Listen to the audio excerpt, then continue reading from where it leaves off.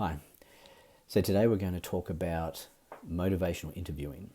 We're going to talk about what it is, some of the principles around motivational interviewing, and how motivational interviewing can be applied to facilitate changes of behaviour, particularly in the case of helping somebody that's perhaps lived a sedentary lifestyle to become more physically active. So motivational interviewing is considered an effective counselling method that helps motivate an individual, particularly when there is a little bit of doubt and uncertainty and indecisiveness around making a behavioural change. So for a motivational interview to be effective, for it to be considered as an option, there's three critical components that have to be factored in. Number one is the importance of change. There has to be a willingness for the person, the patient or the client, there has to be a willingness to change. If they're not interested in becoming more physically active and moving away from a sedentary lifestyle, then the motivational interview is not going to be effective. So they have to be willing to change. The second thing is they need the confidence that they can change. They need to know that they've actually got the ability to change what they've currently done to what they know that they probably should be doing. And this potentially can be a challenge, particularly if people have lived a sedentary lifestyle for a long period of time, to make that transition, and perhaps they've even tried and failed. It's really important that they actually believe that they can make the change. Otherwise, the motivational interviewing technique is going to be very difficult and won't be as effective. But if they believe that they've got the ability to make the change, then motivational interviewing is 100% a method that they should incorporate. And the last of the three critical components of motivational interviewing is they need to have a sense of urgency that this change is a priority and it needs to happen now. So a good example of this would be if somebody was diagnosed with type 2 diabetes and they realise, you know what, I've got to make some changes. I never exercise, I'm sitting around, I put on a little bit extra weight. This is really important to me now. So they're willing, they know they're able, and they realise that there's a sense of urgency and they're looking at making the change very quickly. And the good thing about motivational interviewing is that there have been studies that have shown that motivational interviewing can be as effective, if not even more effective, than other intervention techniques such as cognitive-based therapy, prescription medicine, particularly with improving someone's level of activity. If someone's living a sedentary lifestyle, prescription medicine is not going to be the option. Even cognitive-based therapy probably isn't what they need. It's this motivational interview. Provided those three critical components are satisfied, a motivational interview is going to be a really good opportunity for them to make that behavioural change. But they have to want to have that change. So when we conduct a motivational interview, there's a few different approaches that we can incorporate into the interview, and there's a couple of models that have been developed that help provide a structure for the interview. And one of the models is the stages of change model, which basically looks at the different phases that a person goes through when they're going through this change process. So it goes from this pre-contemplation to a contemplation phases where that you're starting to think, you know what, I need to make the change. Maybe I've got that diagnosis of type 2 diabetes and I'm starting to think maybe there's something I need to do differently. And you kind of work through this phase, and then you get to this point where you develop action plans and you start taking actions, and then there's this maintenance phase where you're actually thinking, you're kind of monitoring how you're going.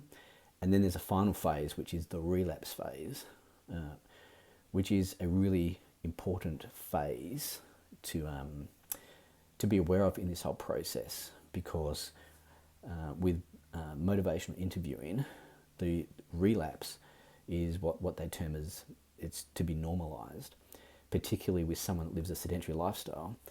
If they're going to start trying to be more active, it's highly likely that at some point after a week or 2 or 3, maybe they get an injury or something happens in their life that kind of stops them for a couple of days, and they start to fall back out of the habit, and they effectively relapse back to their old behavioural patterns.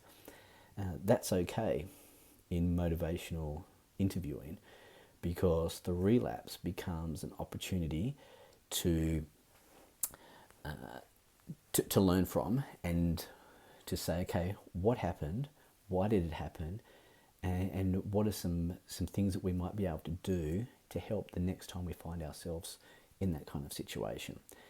Because remembering the ultimate goal is long-term behavioural change. It's not just get a quick win for the person conducting the interview, 3 weeks, yep, you're good, and we're all done. We're looking at long-term change. So understanding these different phases of change is a critical part of motivational interviewing. Now, there is also this guiding principle with motivational interviewing that is often described as the spirit of motivational interviewing, and it's really captures the philosophy of what it is that you're trying to achieve. So what we're looking at here is the person conducting the interview is not an expert, they're a facilitator. And the goal is to get the patient to effectively solve their own problem. So there's a study by Miller and Rolnick where they were able to describe 3 components of the spirit of motivational interviewing. The first one was collaboration, and that's understand it's a partnership, that the patient or the client knows themselves best, their interests, what activities they like to do, what their capabilities are, so that will guide the outcome of the plans and strategies that are put in place. The second one's evocation. We're trying to get their own values out and make sure that they feel like, you know what, I do need to exercise more. What are their values? And have that implemented into an action plan. And the third one's honouring the autonomy of the patient, recognising that they don't have to change if they don't want to change. No one can force them to change. And so when conducting a motivational interview, particularly for something like increasing physical activity, there's two components. The first one's building the motivation to change. And there's an acronym called OARS, which is a clinical technique which basically looks at asking open-ended questions, making affirmations. That's the O, the A. The R is reflections. So rephrasing to help them consolidate the things that they've said, and then also summarising to show that you're listening, to build the rapport with the person. And then strengthening the commitment to change is point 2. So it might be looking at pros and cons, using things like scales. So on a scale of 1 to 10, how important is it for you to become more physically active?